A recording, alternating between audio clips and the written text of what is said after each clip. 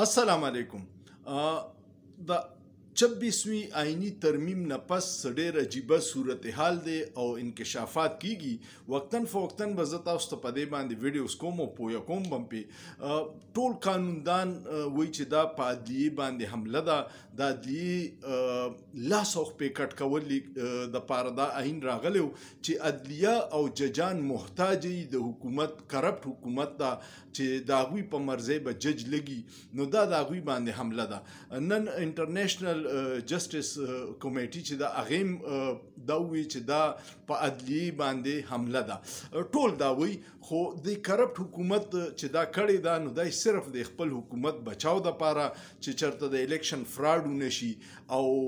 دا ښکاره نشي خو یو اهم خبره پکې پرون راسې د جمعیت علما اسلام ورکران او دا ډېر په فخر سره وی چې مولانا صاحب پکې دا شک شامل کړی دی چې 2028 نه پس سود ختم شي نو ما وی چې ډېر ته تفصیل ویم چې د حقیقت څه دی او آیا دا ممکنه ده کو نه ده تاسو ته پته ده چې د مولانا صاحب تاریخ دا دی چې هغه همیشه د مسلم لیگ نون او د پیپلز پارټۍ سره د نواز شریف دی او د زرداری خاندان سره ډیر زیات ښه تعلقات دي او هغوی چې کم دي نو همیشه د اسټیبلیشمنټ د مرضۍ فیصلې کوي خو دې پیریډه چې کم اولنۍ مسوده پیښ شوه نو په هغې باندې مولانا صاحب سټینډ واغستو او سټینډ چې واغستو نو په عوامو کې دا تاثر پیدا شو چې مولانا صاحب سیاسي قد اسیم ډیر غټ دی خو عوامو کې دا تاثر شو چې مولانا صاحب جوړ دی پیری له اصولي سټینډ واغستو او اوس به د دې آئینی چې کوم ته غیر آئینی خلک وي غیر آئینی قانون پاس کوي د دې لاره به روکاو شي خو کوششونه بیا اخره کې داسې شو چې مولانا صاحب هم هغې حکومتي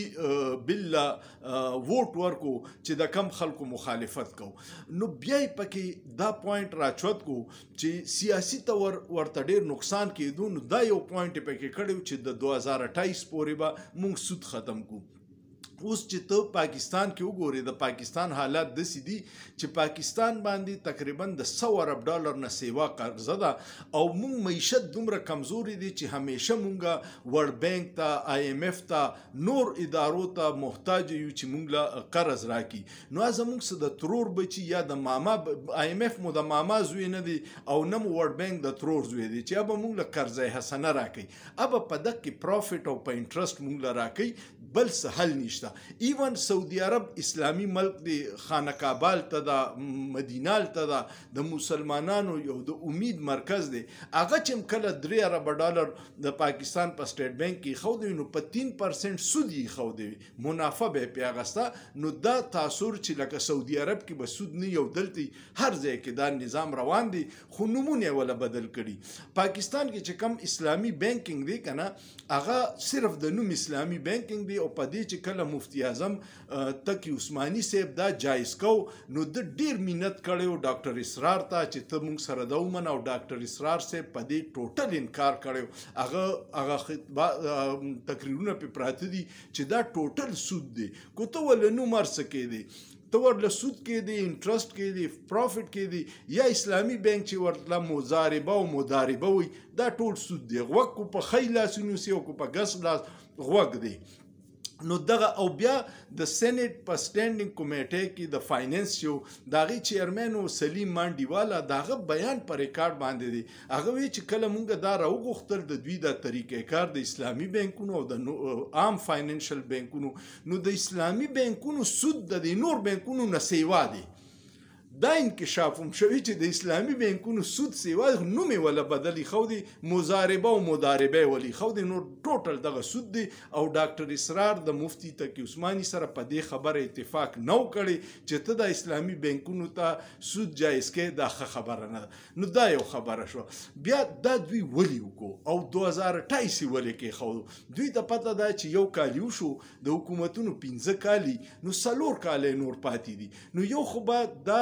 د مولانا صاحب کیدای شي پکې نیک نیتي خو دا سیاسي فیصله ده 4 کاله پس به چې د هر چا حکومتي دوی خو نشي راتلی عوام خو دوی غرق کړه نو چې د هر چا حکومتي دا هغوی ته دوی مشکلات پیدا کړه چې بیا به دوی په 2028 کې مولانا صاحب لم دا ناره ورکړه او مسلم لیگ نون ځان لکړه چې مونږ خو د سود ختمولو په آئین کې شرطي ښودیو چې په 2028 کې به ختمي خو دې حکومت اوس نه ختمي نو دا سیاسي سټنټ دی ته وایي ډرامه ورته وایي فراډ ورته وایي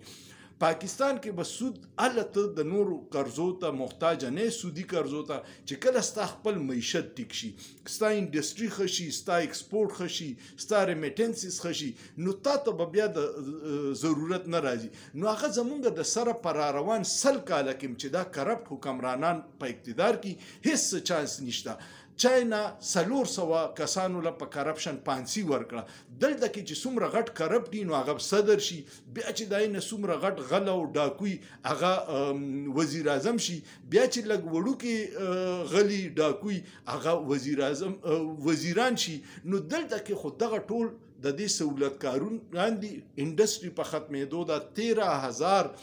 بزنسمینان په تیر شپږو میاشتو کې په دوبۍ چیمبر اف کامرس کې رجسټر شو نو ستا انډستری خو ختمه شوه نو معیشت چې د خني ته به محتاج د خلکو قرضو ته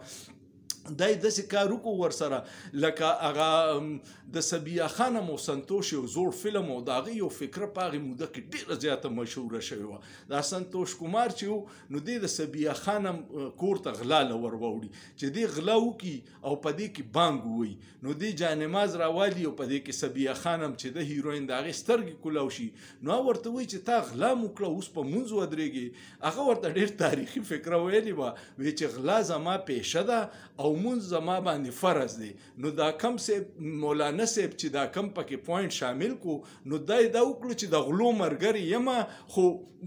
د مذهبي ټچ ولا ورکومه نو 2028 پورې به د سود مونږ ختمو نو دا صرف ډرامه ده دا سیاسي دغه د دې هیڅ حقیقت نشته او نه دا امپلیمنٹ کیږي په دې موجوده حالاتو کې چې دا